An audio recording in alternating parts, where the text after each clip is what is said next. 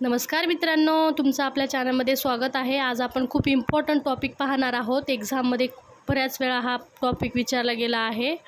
आता परीक्षा पण जवळ आली आहे। चला तर मग आपण एक इम्पॉर्टंट टॉपिक पाहूया। 15 मार्कासाठी हा प्रश्न विचारला जातो। तर प्रकरण आहे 12वा, आरोग्य पथक संघ, हेल्थ टीम। त्याच्यामध्ये आपण प्रस्तावना पाहणार आहोत। व्याख्या, कामे, रुग्णालयात आरोग्य पथक, समाज आरोग्य पथक आणि संघनायक जबाबदाऱ्या। त्याची प्रस्तावना पाहूया आपण थोडक्यातच। दवाखान्यातील कार्य समाजात आरोग्यासाठी करावयाचे कार्य हे एकट्या दुकट्याने करावयाचे कार्य नाहीत। कारण एकटे डॉक्टर असूनही चालत नाही किंवा फक्त परिचारिका असूनही चालत नाही। तसेच फक्त डॉक्टर व परिचारिका असूनही चालत नाही, तर चतुर्थ श्रेणी कर्मचारी देखील तितकेच महत्त्वाचे असतात।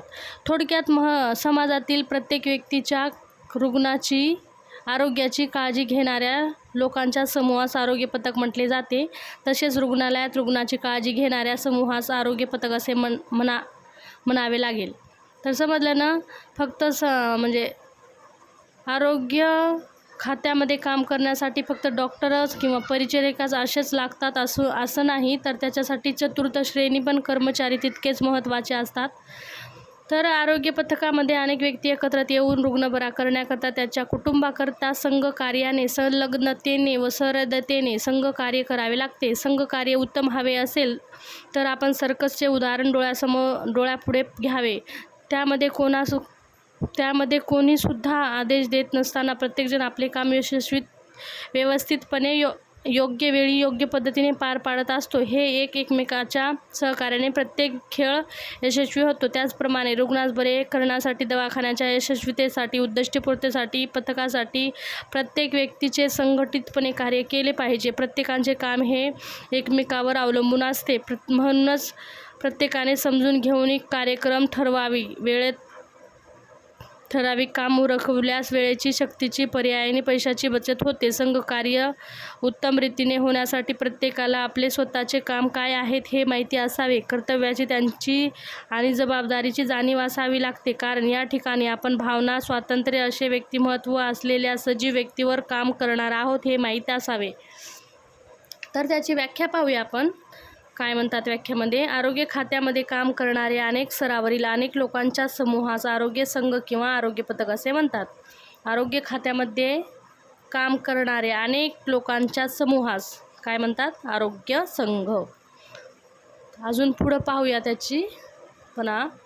व्यक्तीचे आरोग्य टिकवणे, वृद्धिंगत करणे व रोग होऊ न देणे, झाल्यास बरा करणे व त्याचे पुनर्वसन करणे यासाठी ज्या लोकांचा समूह कार्य करीत असतो त्या आरोग्य पथक संघ असे म्हणतात। रुग्णालयातील आरोग्य संघ कार्याचे नेतृत्व परिचारिकेलाच करावा लागतो। कारण डॉक्टर जरी शिक्षणाने उच्च पदाने उच्च असले तरी काही 24 तास दवाखान्यामध्ये राहू शकत नाही। तसेच संघातील पॅरामेडिकल म्हणजेच radiologist, physiotherapist, compounder, occupational therapist, pathologic, dietitian, social worker इत्यादी आपापले ठराविक काम करून निघून जातात। परिचारिका 24 तास रुग्णसेवेत असतात। वॉर्डामध्ये एखादी परिचारिका असून चालत नाही, तर 24 तास काम करावयाचं म्हटलं तर शिफ्टप्रमाणे आणि रुग्णसंख्याप्रमाणे त्याचा ग्रुप हा 24 तास करावायचं म्हटले तर शिफ्टप्रमाणे ग्रुप हा गट ठरलेला असतो। त्याच्यामध्ये अनुभवाने, शिक्षणाने वरिष्ठ असलेल्या परिचारिका ही मुख्य परिचारिका, हेड नर्स असते, तिलाच गट प्रमुख म्हणून खालील कामे करावे लागतात। तर त्याच्यामध्ये आपण कोणकोणते कामे आहे ते पाहूया। पहिलं आहे व्यवस्थापन, मॅनेजमेंट करावे लागते। त्याच्यामध्ये व्यवस्थापनाचे साहित्य, औषधे, कर्मचाऱ्याचे आणि कर्मचारी कामाचे व्यवस्थापन, पर्यवेक्षण पण करावं लागतो त्याच्यामध्ये कामे। तर पर्यवेक्षण कर्मचारी करत असलेले कामाचे। नंबर 2, पर्यवेक्षण वापरात असलेल्या साहित्य व औषधाचे, पर्यवेक्षक आपल्या अखत्यारीत्या असलेल्या साहित्याचे, पर्यवेक्षण काम करण्याच्या ठिकाणचे। तिसरं आहे शिक्षण, एज्युकेशनल। परिचारिकाने फक्त पर्यवेक्षण व व्यवस्थापन करून भागत नाही, तर शिक्षण देणे हे देखील तिचेच महत्त्वाचे कार्य ठरते।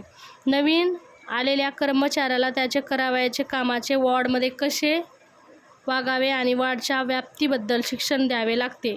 नंबर 1, शिक्षण काम करणाऱ्या प्रत्येक कर्मचारी शिक्षण रुग्णास व रुग्णास व रुग्णाच्या नातेवाईकांचे शिक्षण प्रशिक्षण घेणाऱ्या विद्यार्थी व परिचारिकेश हे सर्व कामे करतात. तर आता आपण पुढे पाहूया आरोग्यपथामध्ये कोणकोणते उमेदवार काम करतात ते.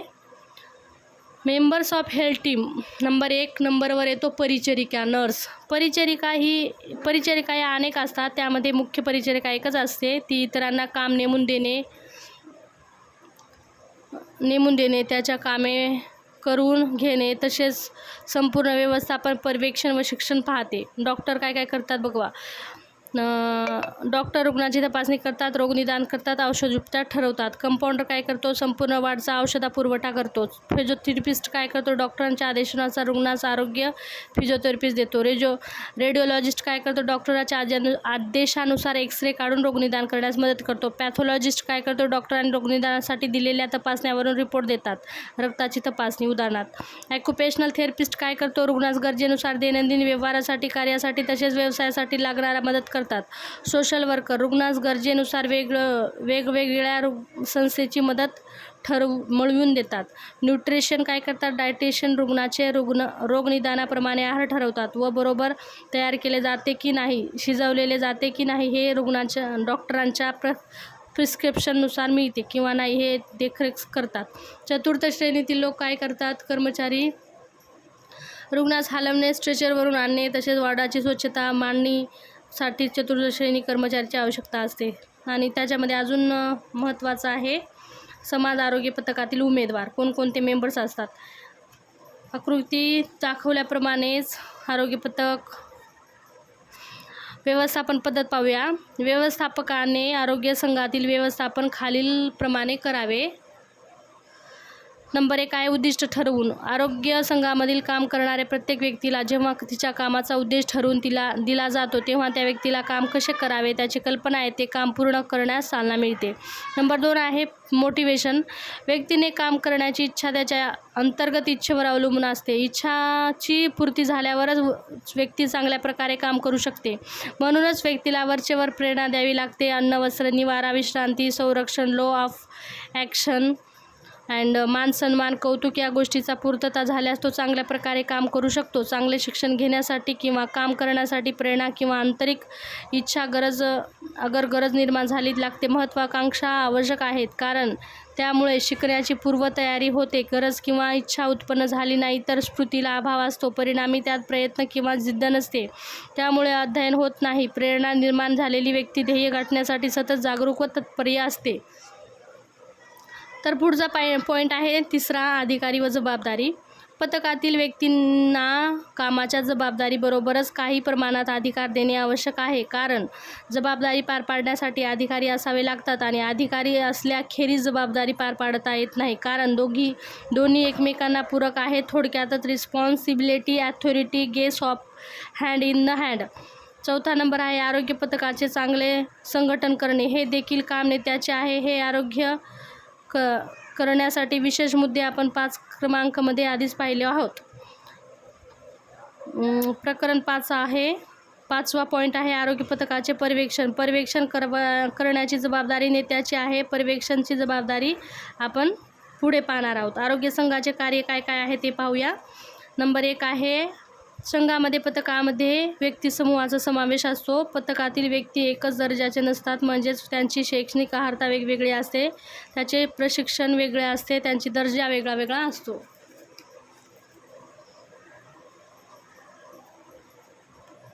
प्रत्येकाने व्यक्तिमत्व भिन्न असते व त्यांचे कार्यक्षमतेही देखील भिन्न असते. तिसरा आहे जसे जरी असले तरी सर्व व्यक्ती एकमेकांशी परिणामकारकपणे संपर्क ठेवण्यास समर्थ असतात, शिकलेले असतात. या सर्वांचे ध्येय एकच असते. ध्येय गाठण्यासाठी उद्दिष्ट ठरवलेले असतात व त्यानुरूप त्या सर्वांचे काम वाटप केलेले असते. संघातील पथकातील प्रत्येक व्यक्तीचे एकमेकाबद्दल आदर विश्वास असतो व एकमेकांना सहकार्य करण्याची भावना असते.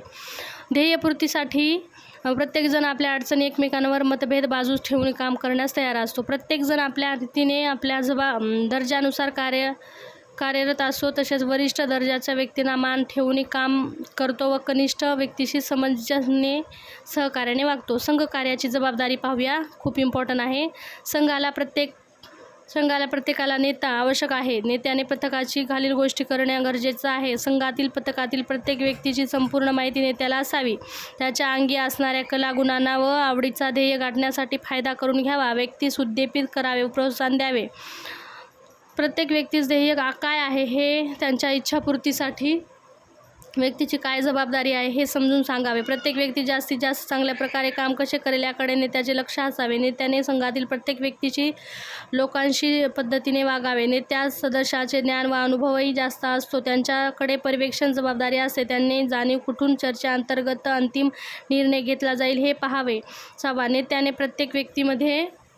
प्रत्येक व्यक्तीमध्ये संघभावना, संघकार्याची भावना व उत्साह निर्माण करावा. त्यामुळे संघटना शक्ती वाढते व ध्येयपूर्ती वाटचाल राहते. स्वतःची जबाबदारी ओळखून सहकार्य, मार्गदर्शन व सर्व आरोग्य दृष्टिकोनातून नेत्याचे स्वतःच्या व्यक्तिमत्वाचा आदर्श इतरांपुढे ठेवावा. थोडक्यात नेता असल्याने इतरांना दिसले पाहिजे. तर मित्रांनो, मी तुमच्या शॉर्टमध्ये पण आणला आहे. त्याच्यासाठी प्रश्न पुढे पाहूया. त्याची व्याख्या पाहिलं. आरोग्य सेवा प्रभावीपणे देण्यासाठी एकत्रित काम करण्याची सुविधा. विविध आरोग्य कर्मचाऱ्याच्या समूहाला आरोग्य पथक म्हणतात. आरोग्य पथकाचे कार्य आहे.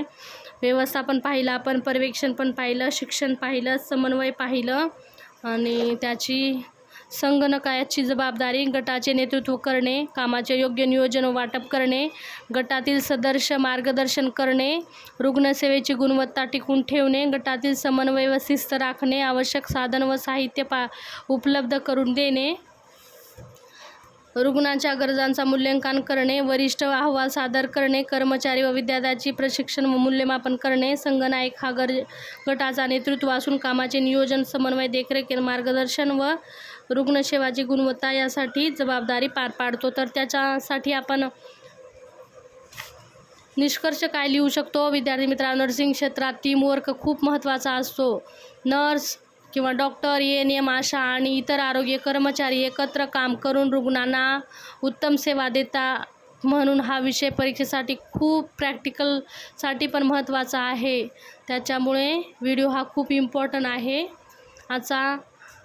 आजचा अभ्यास उद्याची यशस्वी नर्सची ओळख आहे. मोठे स्वप्न पहा, पण त्यासाठी रोज थोडी मेहनत करा. मित्रांनो, जर व्हिडिओ उपयुक्त वाटला असेल तर लाईक करा, तुमच्या नर्सिंग मित्रांपर्यंत शेअर करा आणि अशा सोप्या मराठी नोट्ससाठी चॅनलला सबस्क्राईब करायला विसरू नका. भेटूया पुढच्या व्हिडिओमध्ये. आपण प्रकरण 13 पाहणार आहोत, सल्ला व मार्गदर्शन उद्या. तर ह्याची प्रॅक्टिस करून या. भेटूया नेक्स्ट व्हिडिओमध्ये. बाय.